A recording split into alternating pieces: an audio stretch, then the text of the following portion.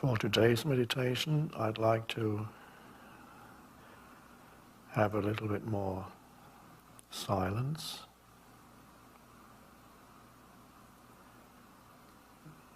I believe we're ready for that, at least most of you. I'd just like to explain how this works in the context of our technology here.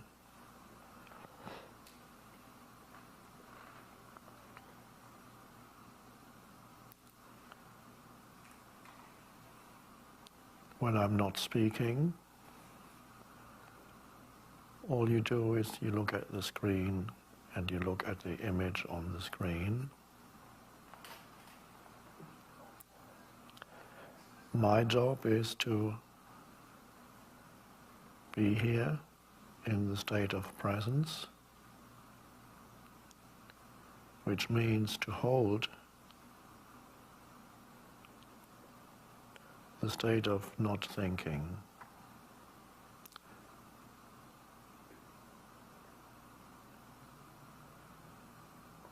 And as you look at me, please realize that you're not really looking at a person. It looks like a person, but when there's no thinking, no form consciousness, no concepts, where is the person? The person is generated by thought. So when there is no thought, all there is something that's prior to the person, more fundamental, more basic, more real, formless, just consciousness.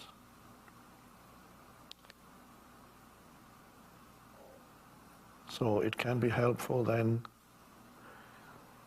if you're receptive, to be with someone, even if it's only through the means of technology, to be with someone who is in that state of no thought, which means above thinking, not below thinking.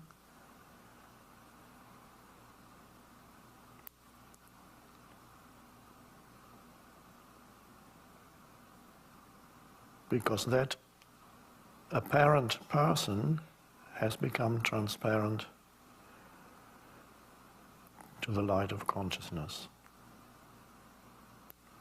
And somehow, if there's even the slightest opening in you to that, you can sense that there is something there that is deeper than the person. In fact, the person becomes irrelevant. So, but that in you that senses that is of the same frequency is consciousness itself. So if you even have the slightest glimpse of there's something that transcends the person when you look at the image on the screen, you're right, but at that moment you have already transcended to some extent your own person. Person being form identity, psychological form identity, consists of thoughts and images. So it may look at first a little weird, as the human mind would tell you, to be staring at a person on the screen who is staring back at you, and perhaps once or twice a thought will come into your head, this is weird. It's just a thought. It's not really weird.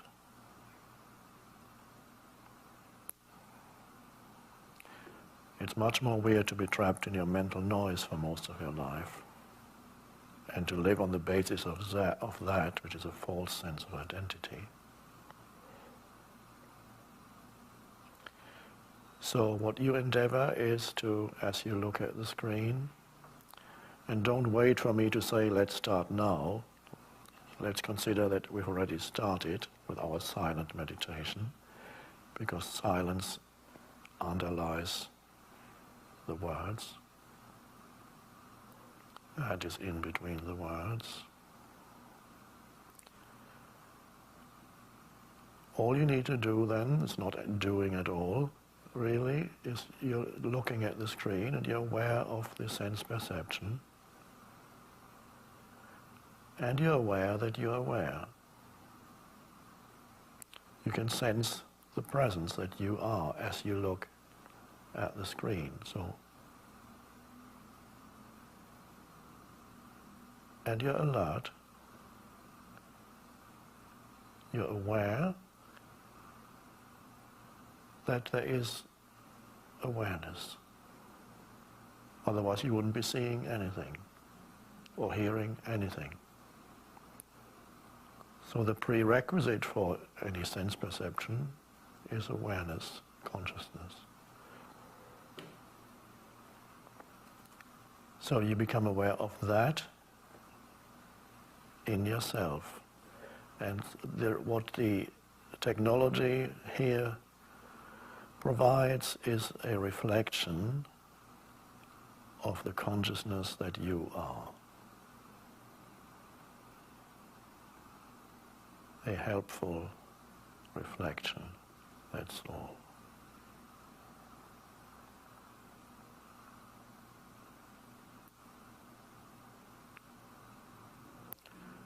When thought comes in, you realize a thought has arisen and you watch it like a cloud, and then it drifts past and there's a space again. Don't believe when any thought tells you, as we sit here, don't believe if a thought tells you that this thought is more important than sitting here in presence. Thought likes to do that. It comes in to think about this. No, you've decided that the most important thing as you sit here is to be just present. If you like, you can think for the rest of the day when we finish here. Plenty of time for thinking.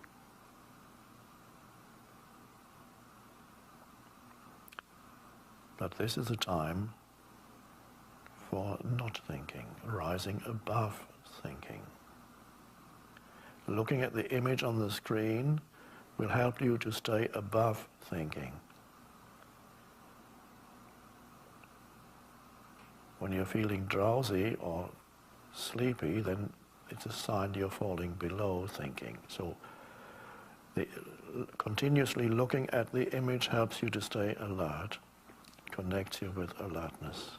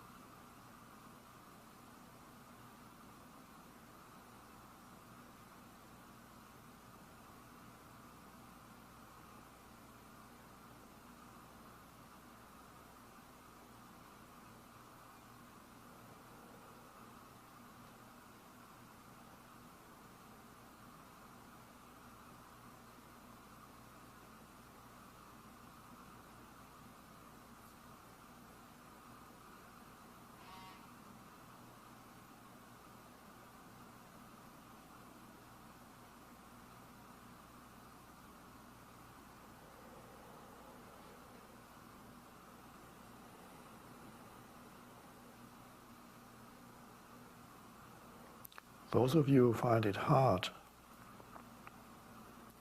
to sit here in presence and whose mind is still very active, thinking,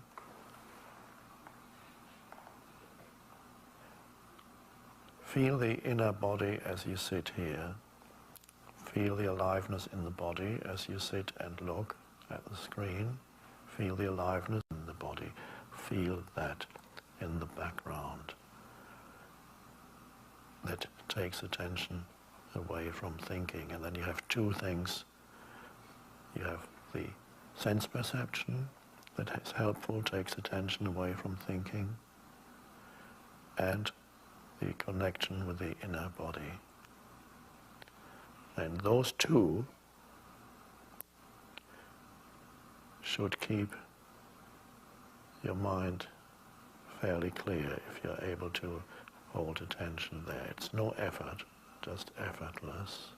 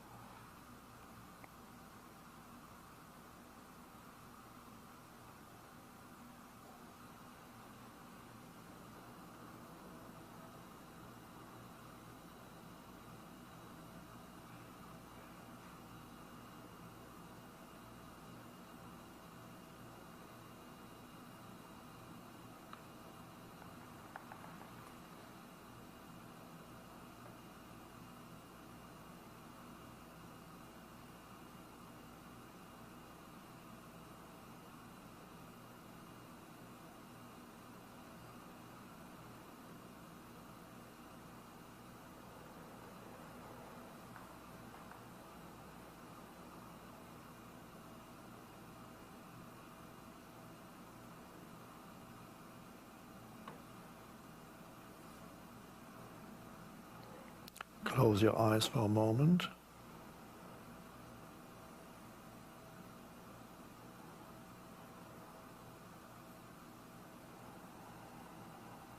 Presence.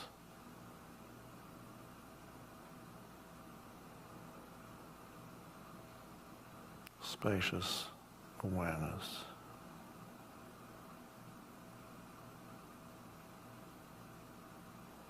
Aliveness.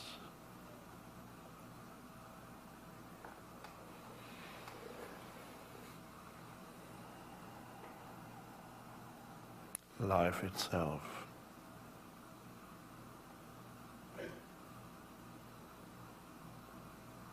The life that you are. Consciousness.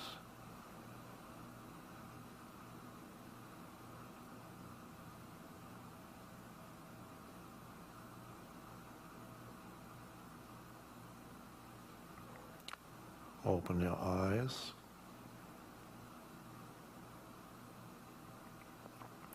Present, within and without.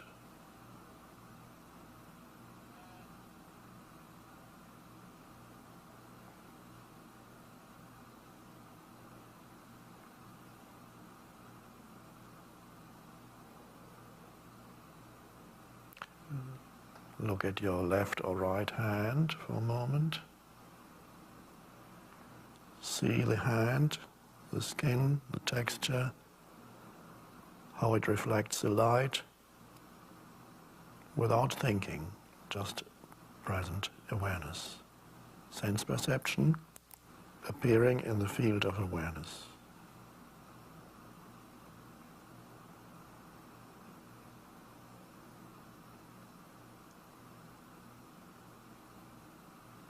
Looking back at the screen, awareness remains.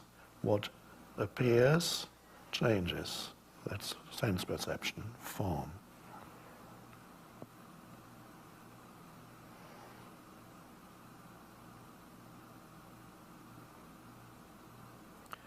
Look away for a moment. Any object where you're sitting in the room, no matter what it is, look at it for a moment.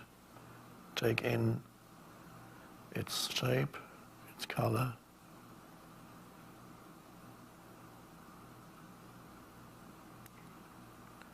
No mental labeling, Just an aware presence behind the sense perception.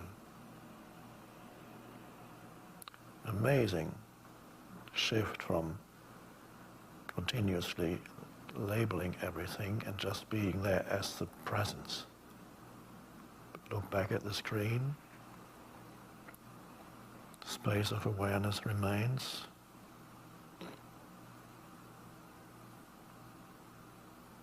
This is how you gradually become free of being dominated by the person. Of course you're still a person in your daily life, but there's something more vital and more powerful that arises from behind the person and begins to shine through the person. Everything else is meaningless in this life. If that doesn't happen in your life, what's the point?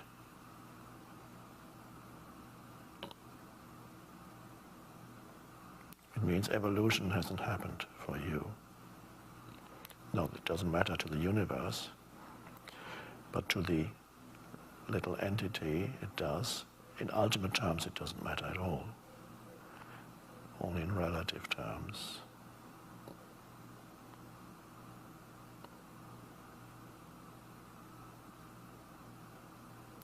Of course, in Miracles says delay does not matter in eternity, but it is tragic in time.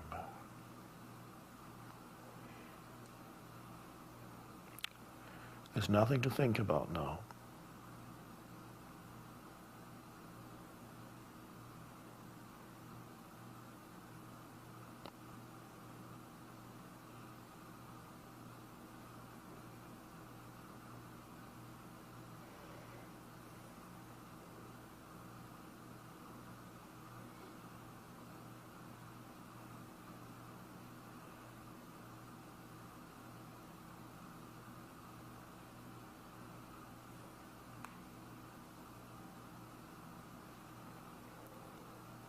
Now there are two movements inside you.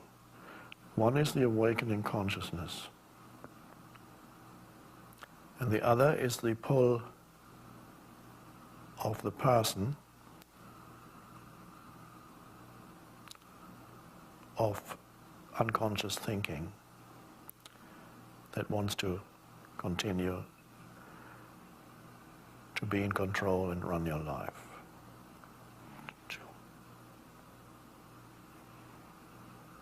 You cannot fight the person or the thinking mind.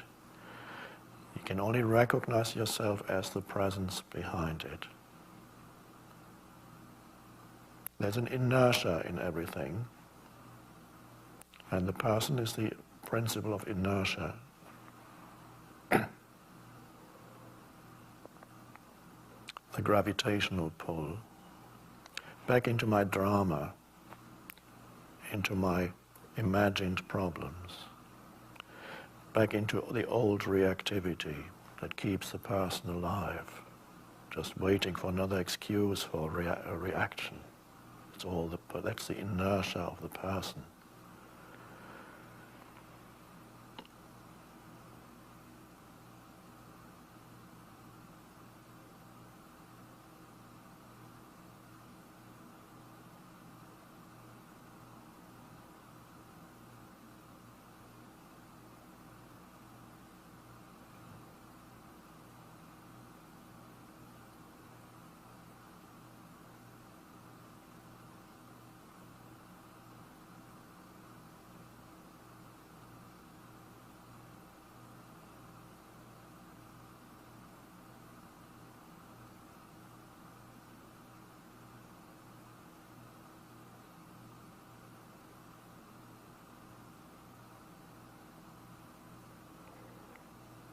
As you know, the word person comes from Latin,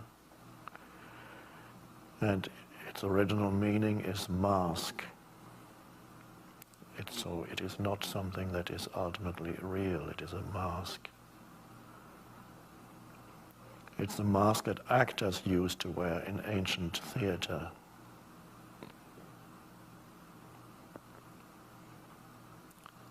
The word consists of two parts. Per, P-E-R, means through, S-O-N is the same root as the word sound. Son. Sound through. It's the mask through which the actor speaks. The sound comes through.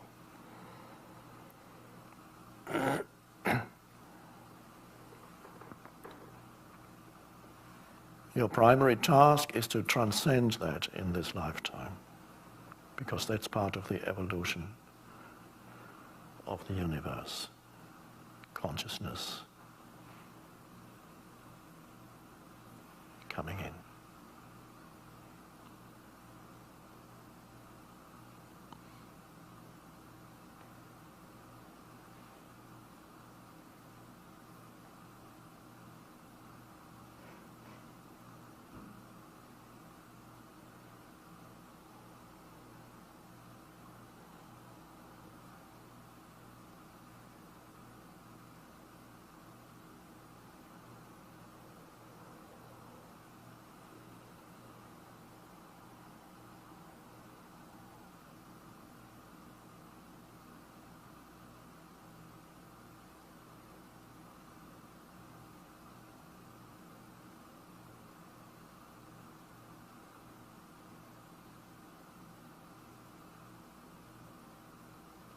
It's not that the person goes away completely suddenly. The person gradually becomes no longer dense, loses its density.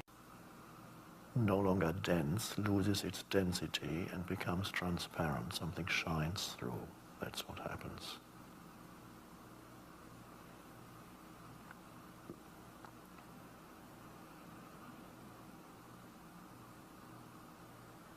And it's only then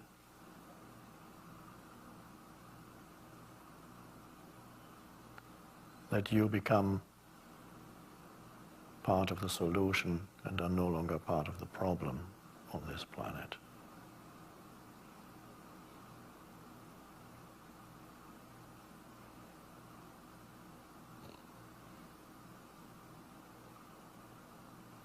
And it's only then that you can be the peace that you want to see on the planet.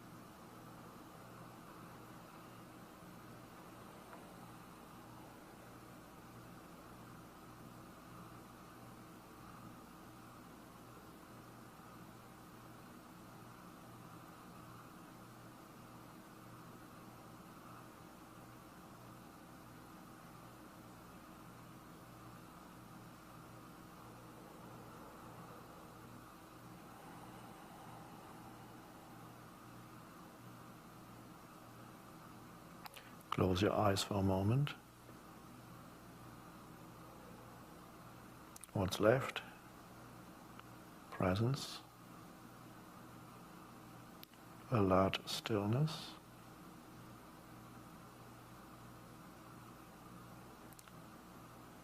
A sense of aliveness.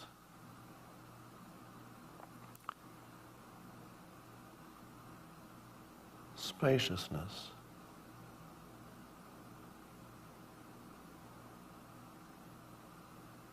No past or future, only now, the space of now.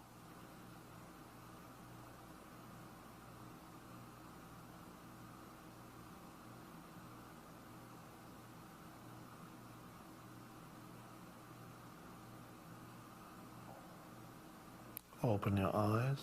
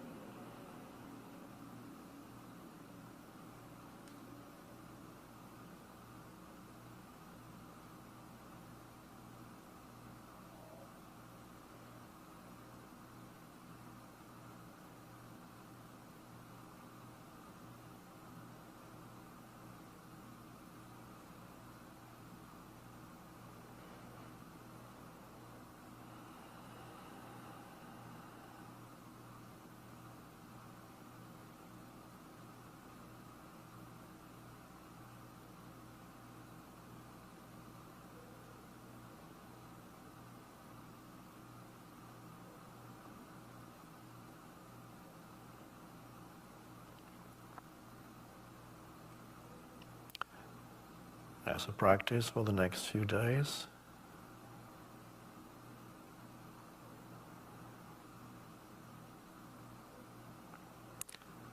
Refrain from judging what is,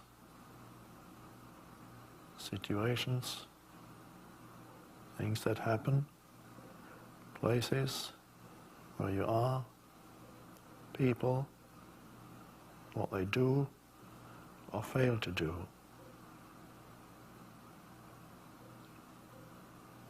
Places are as they are. What happens, happens. And people do what they do according to their level of consciousness.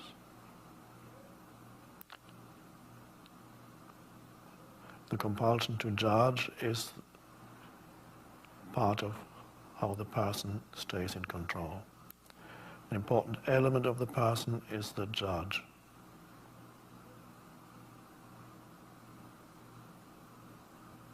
And if you believe in every judgment that comes into the mind, then you are a dense person again. Presence is lost.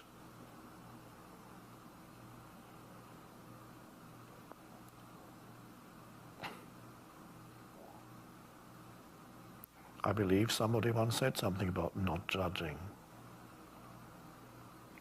You judge yourself by judging others. In other words, you get trapped in the prison that is every judgment into which you want to put other people or places or events, conceptual prisons. But whenever you do that, you are yourself in a conceptual prison. In that sense, you judge yourself when you judge somebody else or something. It's part of the person. Without judgment, the person loses its density, and it gets, oh, who am I if I'm not judging?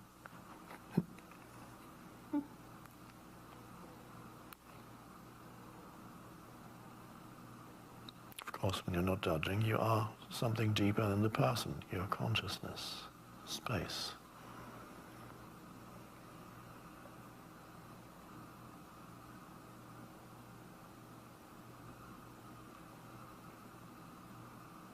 And if judgments come automatically because there's so much inertia behind it, so much the momentum of the same old thing, it may be easier now just to notice when judgment happens. That's already a step for me. You might not be free of judgment, but if you can notice there goes another judgment, then there's also presence behind it. So we could call that the witness, the witnessing presence. So you're gradually getting out of judgment, out of complete identification with it. And more you are the presence behind it. And then gradually it dissolves. And it's a blessing on the planet to have a human being who does not judge, just is aware, and then acts out of awareness, not out of the judgment, not reactive. Reactive means there's a judgment and then there's an action. True enlightened action means there is no judgment, there's only clear seeing, and then there's action.